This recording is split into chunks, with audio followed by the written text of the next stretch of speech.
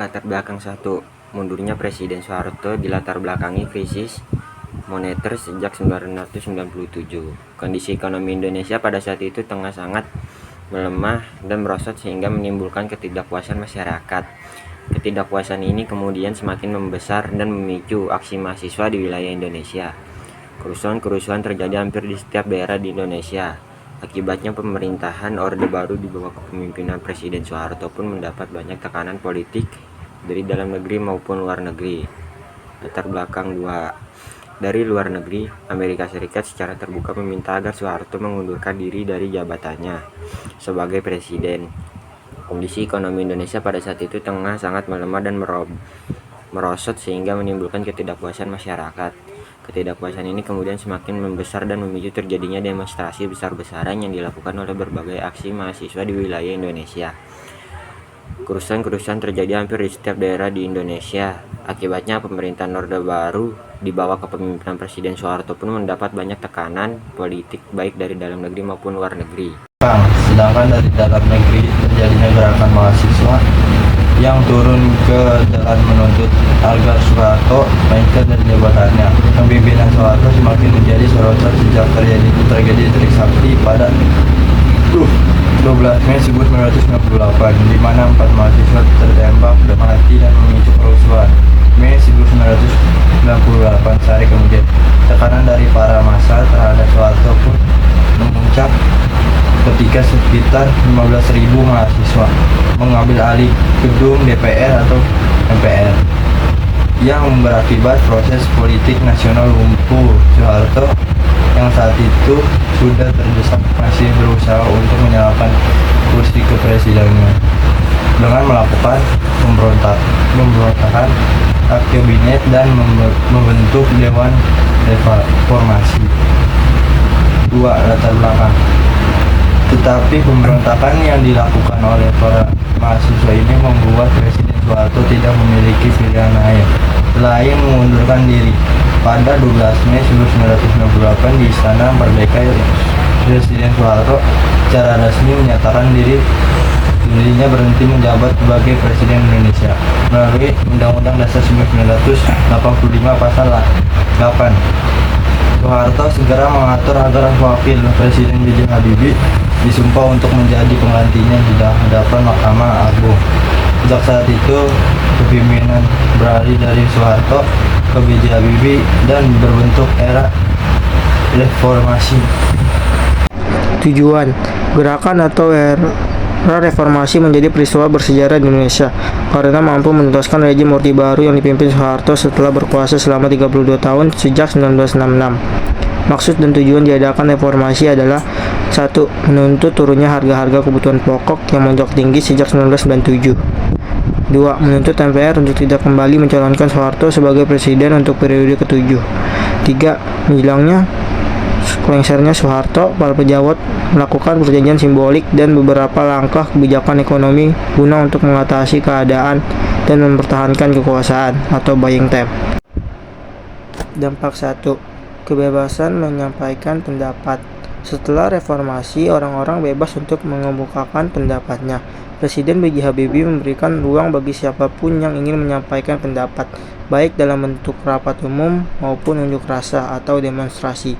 Namun bagi mahasiswa yang akan melakukan aksi unjuk rasa, terlebih dahulu diharuskan untuk mendapatkan izin dari pihak kepolisian dan menentukan lokasi di mana demonstrasi dilakukan. Hal ini dilakukan karena mengacu dengan UU 28 tahun 1997 tentang Kepolisian Republik Indonesia. Setelah reformasi dilaksanakan, peran ABRI di perwakilan rakyat DPR mulai dikurangi secara bertahap, yaitu dari yang tadinya berjumlah 75 orang menjadi 38 orang. Dahulu, ABRI terdiri dari 4 angkatan, yakni Angkatan Darat, Angkatan Laut, Angkatan Udara, dan Kepolisian RI. Namun sejak tanggal 5 Mei 1999, Polri telah memisahkan diri dari ABRI dan berganti nama menjadi Kepolisian Negara. Istilah ABRI juga berubah menjadi TNI. Dampak ketiga, reformasi bidang hukum. Pada masa pemerintahan B.J. Habibie, dilakukan reformasi di bidang hukum, di mana reformasi hukum ini disesuaikan dengan aspirasi yang berkembang di masyarakat. Tindakan B.J. Habibie terkait reformasi hukum ini pun disambut dengan baik oleh masyarakat luas, karena reformasi hukum ini mengarah kepada tatanan yang diharapkan masyarakat. Tragedi Trisakti menjadi salah satu peristiwa paling membekas sepanjang era Orde Baru. Peristiwa yang terjadi pada 12 Mei 1998 silam, di mana 4 mahasiswa yang sedang demonstrasi menuntut Soeharto turun dari jabatannya tertembak dan tewas.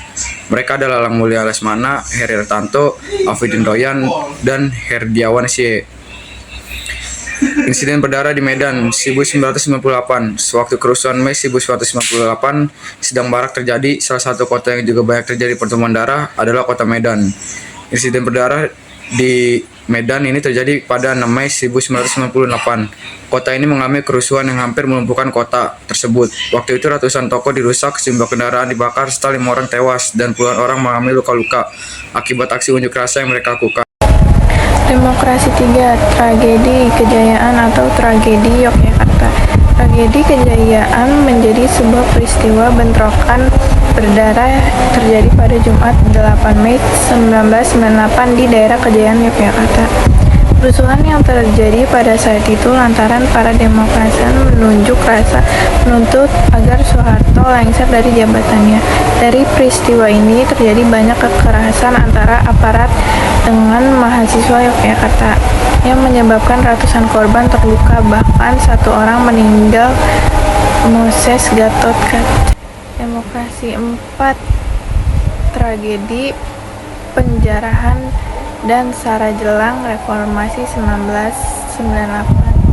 Setelah terjadinya tragedi pertumpahan darah di sejumlah daerah di Indonesia, suasana di kota Jakarta kembali mencengkam pada 13 sampai 15 Mei 1998. Kala itu Indonesia tengah mengalami krisis moneter di antara hutang menumpuk dan dolar semakin meningkat. Belum selesai dengan krisis moneter, peristiwa nahas lain juga terjadi di mana kios-kios dibakar, wanita etnis Tionghoa mengalami pelecehan seksual, ratusan orang juga dikabarkan hilang serta tewas dalam kerusuhan.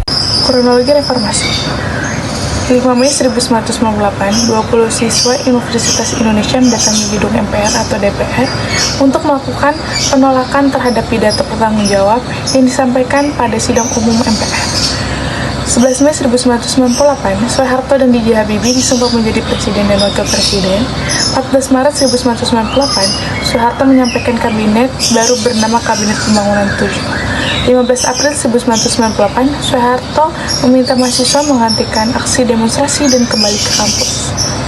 1 Mei 1998, Soeharto melalui Menteri Dalam Negeri dan Menteri Penerangan Alwi Dahlan mengatakan reformasi baru bisa dimulai tahun 2003. 2 Mei 1998, Soeharto meralat pernyataannya bahwa reformasi bisa dimulai sekarang pada tahun 1998. 4 Mei 1998, mahasiswa di Medan, Yogyakarta, dan Bandung melakukan dan karena menyambut kenaikan harga bahan minyak pada 2 Mei 1998. 5 Mei 1998, terjadinya demonstrasi mahasiswa besar-besaran di Medan yang berujung kerusuhan.